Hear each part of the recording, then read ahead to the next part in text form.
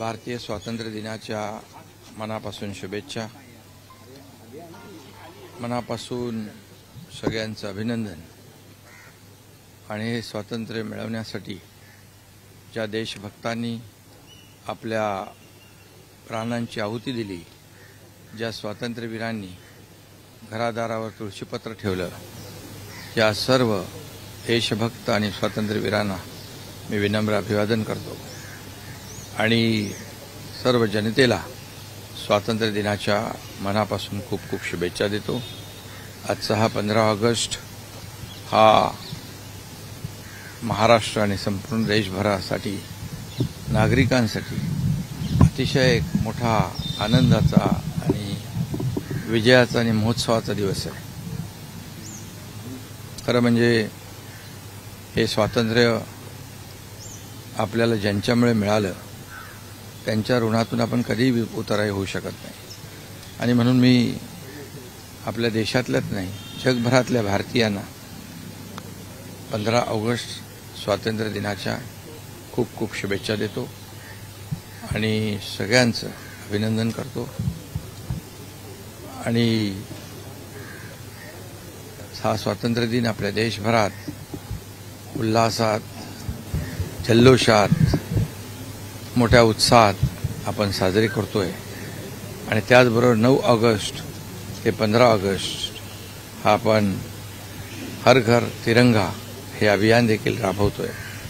गावागावामध्ये, घराघरामध्ये हर घर तिरंगा आपला पोहोचलाय आणि प्रत्येकाच्या मनामध्ये देशभक्तीची, राष्ट्रभक्तीची भावना जागृत झालेली आहे.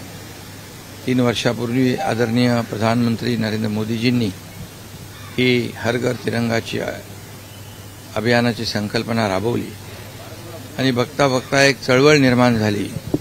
देशवासियांमध्ये एक मोठं चैतन्य निर्माण झालं. देशाप्रती एक आदर, सन्मान, एक प्रत्येकाची भावना या कार्यक्रमातून दिसून आली.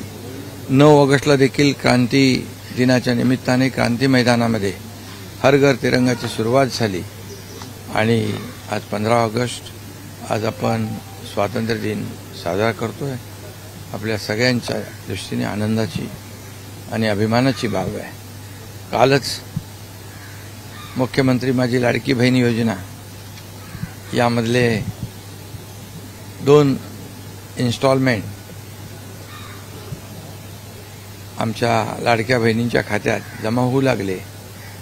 कारण आम्ही निर्णय घेतल्यानंतर सांगितलं होतं की रक्षाबंधनाच्या अगोदर सर्व आमच्या बहिणींच्या खात्यात पैसे जमा होतील. त्याप्रमाणे सुरुवात झाली आहे. 17 तारखेला मोठा कार्यक्रम आहे.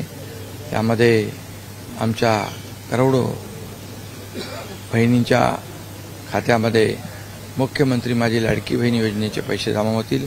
त्याचबरोबर मुख्यमंत्री युवा प्रशिक्षण योजना यांचेही काल आम्ही काही शेकडो हजारो लोकांना नियुक्तीपत्र दिली आणि त्यांनाही ते जे काही इंटर्नशिप आहे आणि प्रशिक्षण भत्ता जो आहे राज्य सरकारच्या माध्यमातून देय आहे त्याची देखील सुरुवात झाली.